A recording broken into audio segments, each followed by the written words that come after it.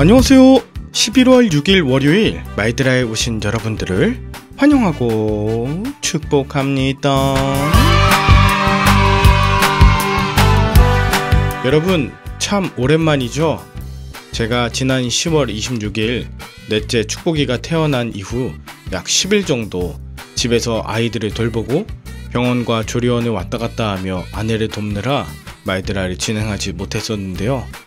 다른 것보다 엄마를 보고 싶어하는 새 아이들과 함께하는 시간은 결코 쉽지 않았어요. 제 몸과 마음이 많이 지쳤었거든요.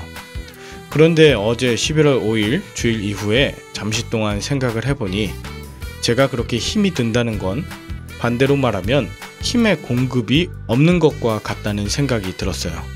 그래서 여전히 어렵고 힘들지만, 그리고 앞으로 더 힘든 시간이 있을 수 있지만 이 시간을 잘 이겨내기 위해 오늘부터 다시 마이드라를 시작합니다. 오늘부턴 골로새서를 묵상하게 되는데요. 골로새서는 바울이 옥중에서 골로새 교회의 일꾼이었던 에바브라의 방문을 통해 그에게 들은 골로새 교회의 상황을 해결하기 위해 바울이 기록한 편지입니다. 에바브라를 통해서 들은 골로새 교회의 상황은 여러 가지로 어려웠지만 무엇보다도 교회 안의 성도들에게 침투하여 교인들의 평안을 위협하고 있는 이단에 관한 것이라 할 수 있는데요.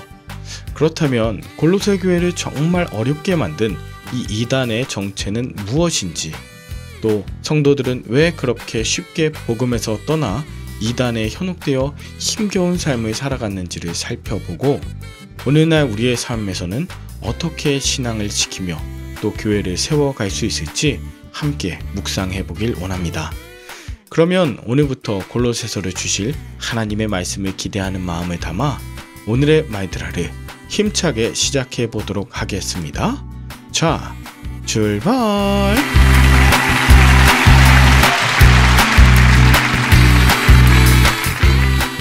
오늘은 골로새서 1장입니다.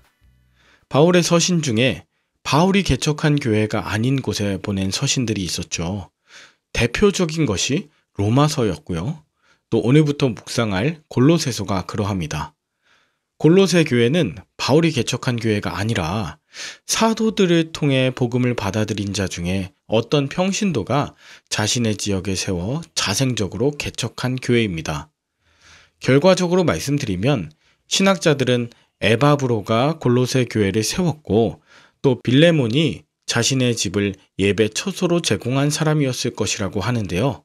이렇게 평신도로 시작된 골로새 교회는 우리 한국 교회사와 매우 비슷합니다.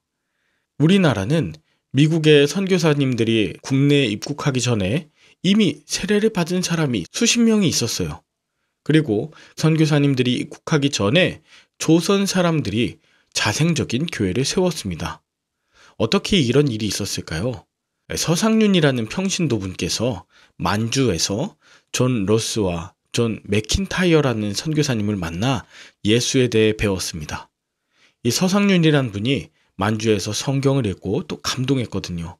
그래서 이 존 로스 선교사와 함께 누가복음을 한글로 번역해서 국내로 들여오고, 또 1883년엔 황해도 소래 지역에 교회를 세웠어요.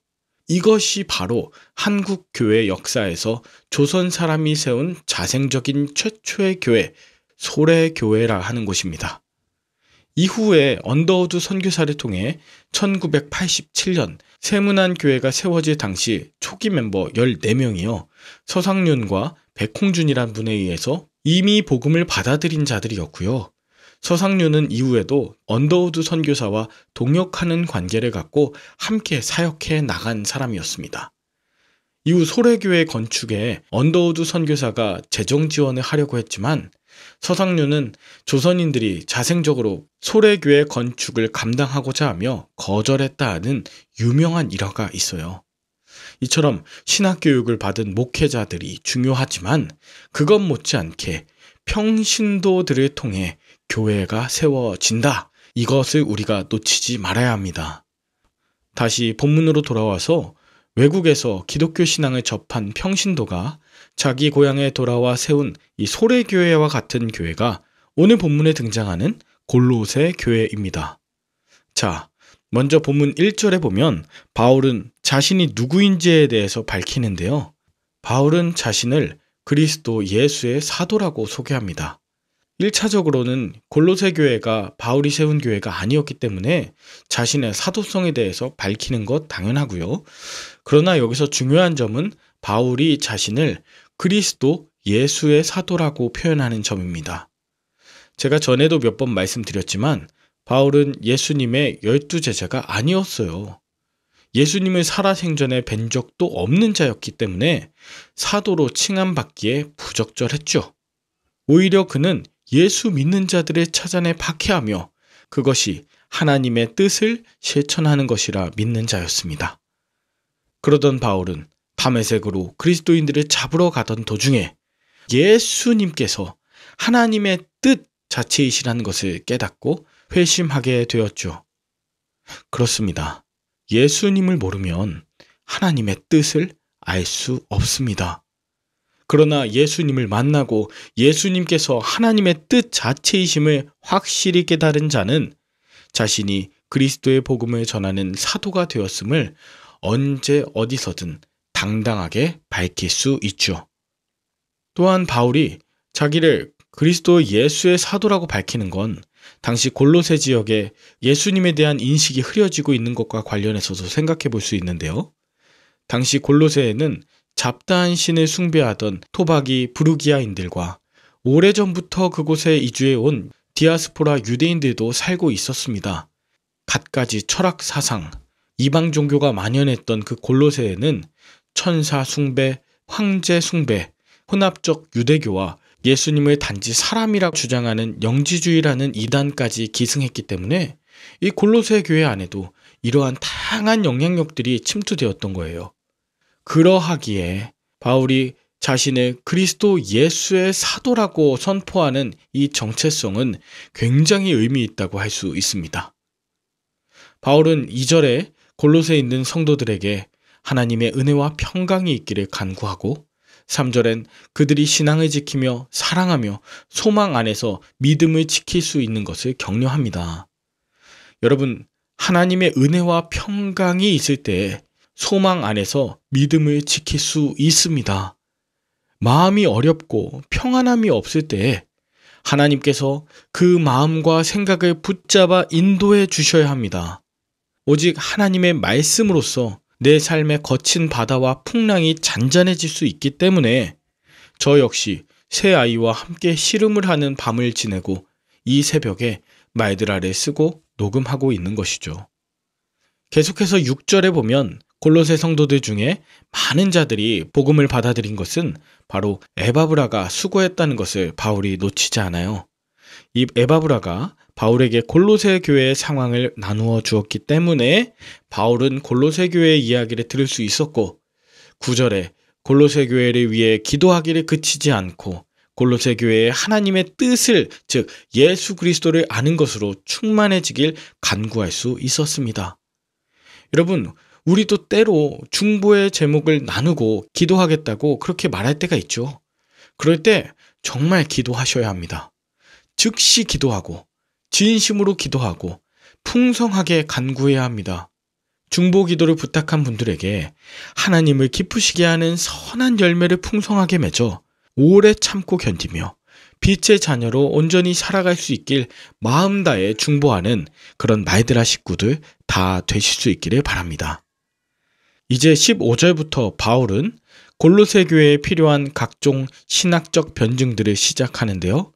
이것은 당시 골로새 성도들 중에 예수님의 신성을 부인하고 예수님을 단순히 하나님의 중보자 중에 하나로 여기는 그런 자들이 있었습니다. 이것이 영지주의 사상이라고 했는데요.